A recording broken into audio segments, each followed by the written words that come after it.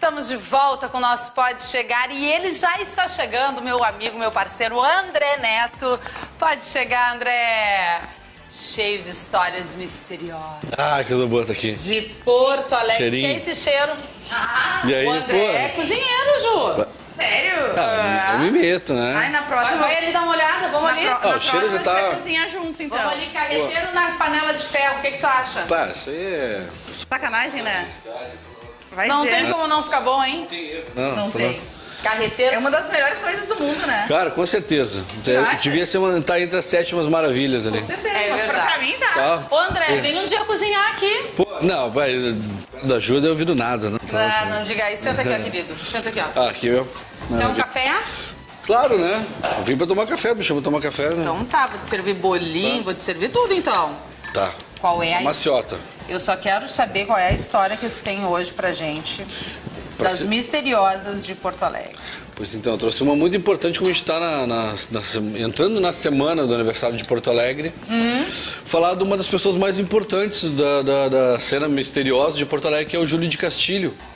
Ele nosso- era... Pô, nosso grande patriarca do Vou Rio Grande do fazer Sul. um PF da Banca 43 pra ti. Show, eu confio em ti. Pode ser? Ajudar. Pode ser. Tudo lindo aí. Um brisinho, hein? Pô, o Brie é maravilhoso, vale a pena. Olha só, aliás, o Brie tem tudo a ver, porque o positivismo que nasce na França com Gustavo Conte, pô, tu viu que tá tudo, nada é acaso, hein? A gente falou isso ontem, hein? É. Nada é acaso, nada é acaso. Eu encontrei o André ontem no centro de Porto Alegre. demos um rolê Quem lá. nos acompanha lá no Instagram viu. É. Né, André? Aham. E aí, então tipo, o Júlio de Castilho, que é o nosso grande patriarca, né, do Rio Grande do Sul, ele foi, digamos, o grande líder do movimento positivista que nasce na França, vai bombar muito aqui no Rio Grande do Sul, uma interpretação desse rolê que bomba lá com o Gustavo Conte. E aqui vai ter muita força, vai aparecer na bandeira do Brasil, que é o lema positivista é amor, ordem e progresso. Mas cortaram o amor. Cortaram o amor no Cortaram o Brasil. amor. Nada é pra... Ficou meio simbólico isso, né? Ficou só ordem e progresso. Falta amor às vezes mesmo, né? Falta. Às vezes, quase sempre. Mas o Júlio, ele trouxe muito desse movimento positivista para nós aqui. Na história, Júlio de Castilhos foi fundamental para a história do Rio Grande do Sul. Total, né? Tem muitas escola, cidade com o nome dele, né? Tem muitos emblemas na cidade, é um obelisco maravilhoso na frente do Teatro São Pedro, lá, monumento ao Júlio de Castilhos. O museu, que era ele morava É mesmo a casa naquela dele, casa? exatamente. Ah, essa história me deu vontade de comer um bolo. Comer Então. esse bolo aqui. Olha o bolo tropical da Delícias da Vó Benta, vou partir. Nossa, tá muito lindo. Eu Tá tenho medo lindo, até né? de cortar. Como é que corta sem Pois eu vou ver agora. Ainda bem Vou que é tu que vai ver fazer isso. agora. Eu tenho Como é medo de que corta? estragar a estética, tá tão bonito. Tá, mas aí me conta. Tá, então, a história é um pouco pesada, né? Porque o Júlio, logo o Júlio, né? Ele é responsável pela Guerra das Degolas, morrem mais de 700 pessoas degoladas nessa batalha da Guerra Federalista. E ele vai passar a morar naquela casa que está ali no centro histórico, tá lá, e é uma casa fascinante porque é uma casa mal assombrada que a gente pode visitar, Cris. Tipo, é entrada gratuita, é um museu hoje, né? Era a casa dele. Ele Na morre... Duque de Caxias, ali nas imediações da Catedral. Exatamente. E aí ele morre uma cirurgia dentro da casa. Logo ele, responsável pela Guerra das Degolas, 700 pessoas mortas, ele morre com uma cirurgia na garganta dentro daquela casa. Olha a ironia da coisa toda. Simbologia Né? disso. Exatamente. Isso em 1903. Depois a esposa dele, a Honorina, entra numa depressão profunda, né? E revendo toda a posição dela como viúva do grande patriarca do Rio Grande do Sul, ela acaba não sustentando aquilo e 2 anos depois ela tenta contra a própria vida. Uma cena tétrica lá olhando as cartas do Júlio no porão da casa. E tira a própria vida. Ali naquela casa. Ali na casa. Então a casa tem dois eventos muito marcantes, né? Para a cena da cidade de Porto Alegre. Mais tarde, no mesmo ano, mas no mesmo ano, em 1905, o Estado compra a casa do Júlio e vira já o Museu Júlio de Castilho. É o primeiro museu do Rio Grande do Sul, o mais antigo, e o 4º mais antigo do Brasil. O Museu Júlio de Castilhos? Sim. Massa, né? Que show! Muito, muito. Ele é maravilhoso, tem 11 mil E eu- peças. E assim, E um dos poucos que é da pessoa, o nome da pessoa na casa da pessoa. Exatamente, a pessoa que morou ali, que morreu ali. Que não é um museu do Rio de Janeiro, Museu de Arte de São Paulo. Não, é o museu do cara. Do cara. Tem uma máscara mortuária dele dentro da casa. O espelho, a escrivaninha. Nem todos os objetos que estão lá são dele, né? Alguns foram recriados, né? Mas tá lá. Aí as imagens, ó. É isso mesmo. É na frente do edifício Catedral, né? Isso, que tem a numeração 1, 2, 3, 4. Gente! É muito louco. Olha lá eu com a galera fazendo as caminhadas de Porta Mais Assombrada. Os ingressos estão esgotados, gente. É um sucesso nessa caminhada, sempre bomba. Graças a Deus. E vocês entram no museu, André? Não, a gente não entra. Na caminhada não tem como, né? Botar 50 pessoas pra dentro do museu ali. Todo o roteiro tem que fazer, a gente faz por fora. E tu de vez em quando dá um rolê por lá? Então, muitas vezes. Porque depois desse evento, né, que houve a morte e tal, e né, é uma casa conhecida esotericamente como uma casa mal assombrada, as pessoas veem a Honorina através do espelho. Pois lá. é, isso que eu ia te perguntar. A história é, Júlio de Castilhos morou lá, um dos maiores gaúchos da história. Foi responsável pela degola de centenas de pessoas, morre coincidentemente, só que não, numa cirurgia da garganta, morre lá dentro. A mulher dele se mata depois de ler cartas e ver aquela cena toda. A casa deles vira um museu. Isso. E aí, quando é que vira a chave? Onde é que está o mal assombrado disso? Então, a questão é que a família toda Castilha, imagina, o Castilha é uma ordem muito grande, né, a família castilhana. Eles vão embora para o Rio de Janeiro, eles abandonam a casa. Ah, é? Quem morava ali, tu sabe? Antes, anteriormente, a casa foi feita por um brigadeiro, um militar. Daí depois, logo em seguida, a casa é comprada pelo partido, o PRR, que é o partido do Júlio, Partido Republicano do Rio Grande do Sul. Eles compram a casa para o Júlio morar. Então o Júlio foi o segundo morador da casa, né? Mas e aí morava o Júlio, a esposa e os filhos. E os filhos. Isso, e eles, depois que o casal, né, foi embora, morreu, os filhos são levados para a família para o Rio de Janeiro e eles abandonam a vida pública e política. E esse casarão era encontro ocultista também positivista, né? Eram os encontros ali. Porque o positivismo no Rio Grande do Sul ele tem uma outra interpretação. Tem até uma igreja positivista, que é uma loucura, porque o positivismo ele é totalmente científico, humanista, assim, ele não tem nada religioso. E se cria uma igreja positivista que tem ali perto da Redenção, na esquina do José Bonifácio com a João Pessoa. Tem uma igreja positivista ali. João Pessoa. João Pessoa aqui. Tá. Tem a Redenção, né? Tá. Tem os mesmos escritos lá. Os mortos serão e sempre coordenados e guiados pelos vivos. Tem igreja ali. Pessoal, lembro da Santa Terezinha. Não, é um templo. É um templo. Eles chamam de igreja positivista. Que é um curioso, e está aberto, as pessoas podem ir lá e tal, um estudo filosófico, teosófico, né? Sensacional. É muito legal, porque só existe no Rio Grande do Sul e no Rio de Janeiro. Nenhum outro lugar do mundo existe. Qual é a frase?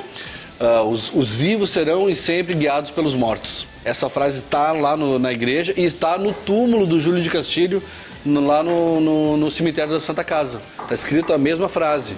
É um túmulo positivista e tal. Tem um obelisco meio em forma de pirâmide no túmulo dele. Gigante. Claro. Sempre tem, né? Aí coisas de magia, sei lá. Tá, e aí começaram a ver o fantasma. Então, as dele pessoas, também, será? Sim, 2 funcionários aqui contam os registros, 2 funcionários pediram demissão, né, declararam por justamente verem a Honorina através do espelho, as crianças correndo pelo corredor. Isso é, 2 funcionários pediram demissão por esse motivo. Essa foi a justificativa, né? De estarem assombrados, literalmente. Porque o mal assombrado é um termo que nasce do Brasil para a Europa, né? Mal assombrado, né? Então, claro que assombrado já existia no latim, mas o mal assombrado é a primeira vez que aparece das cartas do Brasil para a Europa. E o que significa essa ideia do mal assombrado, da ideia? É como se esses pontos que fossem de energias positivas e negativas, não é assim, nessa casa morreu alguém e ficou mal assombrado. Não, é a casa que já atrai eventos assim. Assim como casas em pontos sagrados positivos atraem coisas boas. Uma igreja, um centro de umbanda, qualquer lugar assim, sempre colocar num lugar assim. Tu entra e já não te sente bem, às vezes, num lugar que vai tomar um passe, ou tu vai numa igreja e tu já entra no estado meditativo e tal. Porque é escolhido a dedo, não é por acaso, não é assim, o aluguel tá barato aqui, vamos alugar aqui. Não, tem que ser aqui. Por isso que as pessoas brigam no mundo afora por lugares sagrados. Os caras estão brigando até hoje por Jerusalém, porque não faz do lado. Não, é que tem que ser ali, né? É aqui que a coisa tá. Então as pessoas, quem controla esses poderes esotéricos, energéticos no mundo, sabem muito bem onde tem que ser, sabe? Tanto por bem quanto por mal. E por isso que isso é muito forte. Então, a casa do Júlio mapeado para aquele Spirit Control, que o pessoal da... Caça-fantasmas total. Isso, total. Tu tem aquilo? Não tenho. Não, eu não mexo com essas coisas. Mas tem gente que tem aquilo mesmo real? Tem, cara. Dá muito. Então a gente acha que é coisa de filme. Já fizeram até no museu. A pessoa foi lá e... Nesse museu Júlio de Castilhos? No museu falou com os escravizados lá no museu. Falou com os espíritos de alguns indígenas. Tem um vídeo no YouTube aí, é uma senhora que faz esses contatos aí. Caça-fantasma total. Eu morro de medo disso. A gente precisa conhecer essa pessoa. Sim, mas eu morro de medo disso. Sério. Não, eu também morro de medo, mas eu sou louca pra isso, eu sou fascinada. Eu queria um jeito de poder ir, mas sem estar ali, entendeu? Uma live? Tô vendo aqui. Não tem que segurar esse BO, menino. Eu não tenho morro de medo, guria, tá louca. Eu também morro de medo, Vai vir uma coisa comigo depois, de noite tá dormindo, deixa eu te falar uma coisa aqui. Não. Não, eu morro de medo. Vem cá, eu tenho uma coisa pra te contar. Não. Olha só. Tu tem medo de fantasma? Eu já tive experiência fora do corpo, essas coisas, eu morro de medo. Sabe, tá ligado aquele que muitos hotéis chamam de experiência fora do corpo, que tu tá vendo tudo que tá acontecendo naquele ambiente onde tu tá dormindo, porém tu tá dormindo. Então tu vê a porta, tu vê a janela, se tá chovendo, tu vê a chuva, só que tu não consegue reagir. E sempre tem um lance do vulto, né? Dizem que é tu mesmo, né, se enxergando. E aí tu tenta voltar pro teu corpo, assim, tu tenta literalmente encaixar em ti. Alguém de casa com certeza sabe o que eu tô falando. Tu vê o teu corpo? Tu não vê, tu sente, né? Tu sente que tu não tá encaixado nele, né? Olha só, isso aqui acontece comigo recorrentemente, há muitos anos acontece. Eu acordo, só que eu não desperto. Dá pra entender? Dá. Eu tô deitada, eu tô sonhando, eu tô sabendo que aquilo é um sonho. Eu sei que eu tô na minha casa, eu sei que eu tô deitada, eu sei... tudo que tá acontecendo na minha volta. Eu tenho essa consciência do externo, só que eu tô sonhando. Uma experiência fora do corpo, e aí eu quero sair, eu quero me mexer, eu não consigo. É tipo isso, só que é uma outra manifestação. Mas eu tô de olho fechado e o cenário que eu vejo é o sonho. Só que eu sei que eu não tô naquele sonho, é uma coisa meio louca. Tu sabe que tá sonhando. Sei que eu tô sonhando. Então, pois é mais ou menos isso, E eu não consigo acordar, é horrível. Horrível, sensação horrível. É horrível. Mas tu chega a ver algum vulto, alguma coisa? Nada. Geralmente eu tô sozinha, num sonho, tipo assim, tô num sonhando que eu tô, sei lá onde, no meio da rua. Cristo, tá muito bem parado pro teu anjo da guarda. Com certeza. Porque geralmente as experiências aí acontecem e não é bom, assim, o que tu vê. Eu já vi vulto, assim, que fica na porta, e aí parece que quando tu vê eles, essa cena se repete. Quando eu vejo esse vulto, eu tô tentando encaixar em mim mesmo, assim, esse vulto vem correndo na minha direção. Mas tu vê o teu quarto. Vejo o quarto, vejo tudo. Eu não vejo meu quarto, eu tô dentro do sonho, eu tô lá na Redenção. Tá. E aí eu sei que eu não tô na Redenção, que eu tô na minha casa deitada dormindo e eu tenho que acordar. E eu quero acordar porque aquilo me agonia. O Jung ia adorar ouvir essa tua história. Quem é esse? Carl Jung, que é o que fala sobre as sombras, ele levava muito a sério esse tipo de sonho. E é muito engraçado que no sonho eu não tô passando mal, eu não tô em perigo, eu não tô nada. Mas aquilo é ruim pra mim, eu quero acordar. E eu tento me mexer e eu não consigo. Sim. Até que lá pelas tantas eu desperto. Aí acordo, olho, tô no meu quarto, tudo bem, desde dor. Pois é, o Jung em alguma camada ele diria que uma das dimensões do sonho... Por exemplo, isso aqui pode ser um sonho que a gente tá vivendo. A gente não sabe se dá uma faísca que a gente acorda em outro lugar desse sonho que é aqui agora. Cara, não, isso é aquele filme, né? Do DiCaprio, que é maravilhoso. Mas então, isso é muito Jung. Nome daquele filme. Pesquisei pra mim, Laurinha, o nome do filme do DiCaprio. Não me lembro. Que é O Sonho. O Sonho. A Origem. Né? A Origem. Maravilha. Que sonho de filme. Uma dessas viagens é a parte do Jung. Porque o Jung foi muito para esse lado espiritual, digamos, ele é conhecido como curador de almas. Ele rompe com Freud nesse momento. O Freud, ele não quer que confunda as coisas. Ele quer, totalmente científico. Vamos parar lá nos teus pais, todo e qualquer problema psíquico que tu tem vem da tua mãe, do teu pai, da tua origem. O Jung já acha que não. O Jung acha que tem um inconsciente coletivo. Uma coisa muito maior, muito mais profunda, que tu faz coisas, que tu reconhece lugares que tu nunca esteve, aquele lance que os franceses vão chamar de déjà vu, né? Que é tipo, literalmente de tu reconhecer arquétipos de coisas que são muito familiares e tu nunca teve contato, né? Ou pessoas, então é como se houvesse já um contato, uma memória dentro de ti, uma reserva no teu HD lá, né? Sabe? Que legal. Que lembra esses encontros, esses eventos.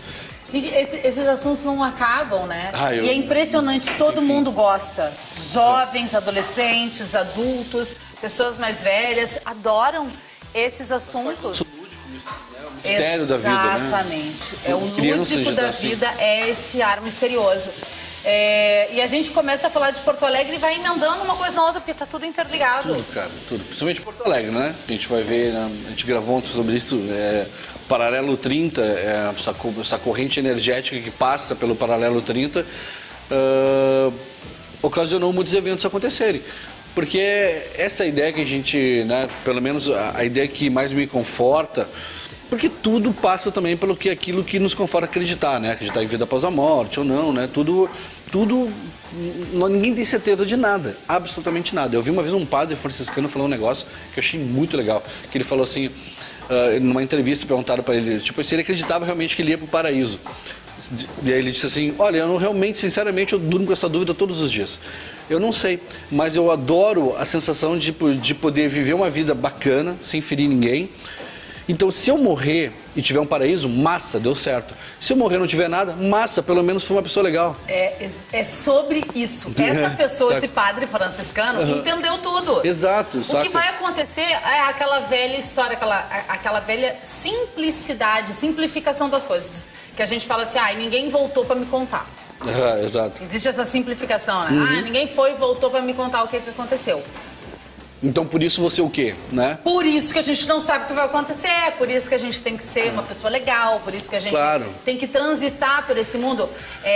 Enjoy the journey, entendeu? Exato. Aproveite a jornada. Exato. Crie coisas legais nessa jornada. Carpe diem também, tipo, é o teu legado para a humanidade, sabe? Isso é muito massa. Então, pensar nisso, quando a gente fala em Porto Alegre, esses pontos energéticos, essa força, a mim soa mais saudável pensar que a energia é uma energia, né? Nem boa nem mal, a energia é uma energia, um poder, uma força, do qual a gente consegue ter uma ideia mínima de que a força não é nem má nem boa. Isso é uma colocação nossa, né? Ela é o poder. Eu sempre cito isso. Isso é uma coisa que tu me falou um dia e eu fiquei com isso na cabeça. O poder não é mal nem bom. O poder é o poder. É o poder. É a força. O dinheiro é um poder, por exemplo. O dinheiro é um poder. Ele é bom ou mal? Depende de quem tiver com ele. A faca, isso aqui é um instrumento de corte. Ele é um instrumento para matar? Não. Depende de quem está usando. Ela tem um poder. Eu posso cortar aqui meu queijo brie aqui, saborear, me alimentar. A chefe Ju cortou um entrecô lindíssimo para fazer o nosso carreteiro. Vai nos alimentar aqui, exatamente. Ou pode ser um instrumento de ataque também. Tu vê que o bom e mal está em... O Santo Agostinho falava sobre isso, que inclusive ele até questionava o mal. Eu sou fã de Santo Agostinho. Amo ele, um dos maiores filósofos. Santo Agostinho. Eu fiz um trabalho de faculdade, que eu estudei Direito também um tempo. Que massa. E eu fiz um trabalho de faculdade sobre Santo Agostinho. Pô, que figura incrível. Ele é fantástico. Ele, o mestre dele, o Ambrósio, né? O Santo Ambrósio. Eu adorava esses oradores. Eu estudei filosofia e eu estudava esses caras todos aí, o Santo Tomás de Aquino. Ele também tinha essa coisa do mal, tipo assim, o que é o mal, né? Tipo, quando um cachorro te morde, ele me fez um mal, mas ele queria fazer o mal ou é a natureza daquele ser ali? Se defender, proteger o território dele. Isso existe isso pra ele. Então, o cachorro é mau ou é bom? Não, nenhum dos dois. Ele é simplesmente a natureza. Então, isso é muito louco quando a gente começa a compreender o que é o bem e o que é o mal. E aí passa a entender o que é esse controle do poder. O Senhor dos Anéis traz muito isso, né? O lance do anel. Tu vê que lá tá o cara que... Ele é um poder muito forte. Tu vê que todo mundo que pega o anel se corrompe de alguma certa forma como se não tivesse pronto para ter o poder ainda. Né? O menininho lá, quando ele é um guri muito bom, muito solidário, mas quando ele põe o anel, ele fica egoísta, ele quer tudo, assim. Ele ainda não está preparado. Lá, o mestre dele lá vai sempre falando, tu não está preparado, não põe um anel, cuidado. É uma simbologia, é isso. Às vezes a gente quer tanto uma coisa, mas será que tu estiver lá, naquele lugar que tu acha que é fácil, comandar isso, aquilo, ter poder, será que tu conseguiria fazer exatamente o que tu faz hoje sem ter esse poder todo? Porque é isso. Porque quando a gente, entendendo que esse poder não tem bom nem mal, uma energia, uma grande corrente, e que se tu... E que manipular essa energia, cara, é como se fosse uma grande voltagem, uma energia, né? Uma coisa que pode te expelir, te dar uma repulsa muito forte, se tu não for preparado, se tu tiver com material como solo de borracha, não sei o quê. Às vezes tu pode até encostar numa coisa que está em curto e não sentir nada. É mais ou menos isso, a gente tem que ter esse controle energético das coisas e não rejeitar, né? E nem também se debruçar, tipo, entrego tudo aqui. Não. Tu tem que participar dessa coisa, tu tem que participar disso. Então, tipo, eu sou um agente dessa energia. E qual é o legado que eu quero deixar, né? Eu, como ser humano na Terra, André Neto, o melhor possível. Na ideia desse padre franciscano, pena não lembrar o nome dele agora, mas não importa o que vai ter lá atrás, não importa se a gente vai ter... Nunca vou saber se eu estou esquizofrênico ou se é uma experiência mesmo, né? É sempre individual ali. Mas... se eu puder aproveitar, viver essas histórias, conhecer esse lado sombra, o lado luz, para poder me autoconhecer, sei que essa palavra é super batida, mas é verdade. Mas um lance, o que é necessário. Isso. É autoconhecimento. André, conversando contigo, me vem tanta história na cabeça que eu quero dividir contigo, que não dá. Eu tenho certeza que a nossa audiência também fica, mas será que ele vai falar sobre aquilo e tal? O André Neto está toda semana aqui com a gente, contando histórias misteriosas, sempre vindo com esse lado do mistério, que nos ensina a viver, por que não? Não total, é? Total. Adorei. Que massa, eu Come amo. aí, homem. Vou comer aqui, posso falar aqui, minha lua e peixes, cara.